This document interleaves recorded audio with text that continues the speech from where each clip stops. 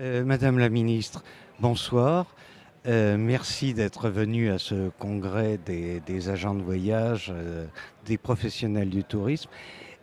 Quel est le message que vous voulez faire passer ce soir à toute cette profession? Mais écoutez, tout d'abord, je suis venue à l'invitation des entrepreneurs du voyage, des entreprises du voyage. Et vous le savez, dans mon portefeuille ministériel, j'ai le commerce, l'artisanat, la consommation, l'économie sociale et solidaire, mais également le tourisme, la promotion du tourisme étant auprès de Mathias Fekkel. Donc, pourquoi je suis venue ici? Quel message je souhaitais faire passer? Eh bien, je pense que le tourisme et tous ces acteurs du tourisme, qui sont nombreux, qui sont variés, eh bien, je pense qu'il faut qu'ils se réunissent pour, en fait, quand on sait se réunir, quand on sait travailler ensemble, eh bien, on a un poids plus important, on est plus représentatif et, en fait, quelquefois, on est aussi plus écouté. Est-ce à dire que quand vous êtes arrivé l'année dernière, vous avez trouvé, j'oserais pas dire, mais un bazar dans toute cette profession qui sonnait à votre porte les uns après les autres et sans franchement de cohésion.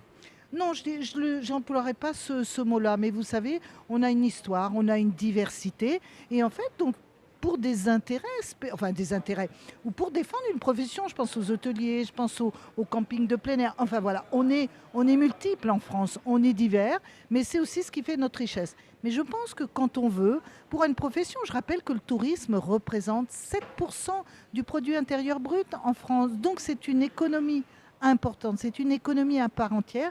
Et pour que ça devienne cette économie, qu'elle soit encore plus forte, eh bien, il faut que tous les acteurs du tourisme, dans leur diversité, en fait, que ce soit les entreprises du voyage, que ce soit les restaurateurs, les hôteliers, enfin tout le monde doit se rassembler dans une seule et même confédération. Justement, on va y revenir. J'ai une autre question juste avant ça. Vous avez souligné les attentats et vous avez créé une cellule de crise. Mais concrètement, qu'est-ce que vous leur apportez à tous ces gens qui ont été perturbés? Bien, ce que l'on a voulu faire, c'est être très réactif. C'est-à-dire que quand un restaurateur, quand un hôtelier, quand d'autres structures étaient en difficulté, eh bien, elles peuvent appeler un numéro dans leur département. C'est le numéro qui a été mis en place. Il suffit d'appeler la directe dans ce département et ensuite on les aidera à monter un dossier parce que on le sait, on l'a vu, hein, on l'a constaté, il y a des entreprises qui sont en difficulté suite à ces attentats, qui ont une baisse importante de leur chiffre d'affaires, qui n'ont pas toujours capacité à payer leurs charges. Donc il y a des solutions qui leur sont proposées et ce numéro leur permet de monter ces dossiers. On avait eu un certain nombre de dossiers, ils ont tous été traités assez rapidement parce qu'il faut dans ces cas-là agir vite. Justement, vous avez parlé d'économie. La directive européenne sur les voyages est en train de se concrétiser, enfin, concrétiser et va être transposée. La question de la responsabilité de plein droit ne plaît pas. Qu'allez-vous faire? Je sais que vous êtes assez battante là-dessus. Qu'allez-vous faire concrètement? Parce que la discussion n'est pas terminée, ce n'est pas clos, hein, puisque cette directive européenne doit s'appliquer au 1er janvier 2018. Donc nous avons encore du temps pour convaincre, parce qu'il y a d'autres ministères qui sont concernés par cette directive. Moi, je partage l'avis des entreprises des entrepreneurs du voyage, mais plus globalement des entreprises du tourisme, des acteurs du tourisme. Mais je crois que nous devons encore continuer à convaincre, en tout cas avec les acteurs, je m'y emploie. Je vais encore vous poser une question un peu récurrente. Le problème de la TVA et notamment sur les réceptifs, c'est toujours le vieux serpent de mer. Mais va-t-on arriver un jour à distordre justement cette concurrence qui pénalise nos réceptifs? Alors, j'ai bien entendu, depuis que je suis dans mon ministère, entendu parler de la TVA. Je crois que ça fait plus de 10 ans quand même qu'il en est question. Alors, ce que j'ai obtenu du ministre du Budget, Christian Eckert, secrétaire d'État au budget, eh bien, c'est un rendez-vous pour que nous puissions ensemble se mettre autour de la table et discuter de ce sujet, qu'il y soit sensibilisé. Je crois que jusqu'à présent, il n'y avait pas encore eu de rendez-vous. Donc, voilà, j'ai obtenu ce rendez-vous pour que nous puissions discuter des problématiques très spécifiques liées à ce taux de TVA. Vous êtes une proche du président de la République. Je viens d'entamer le livre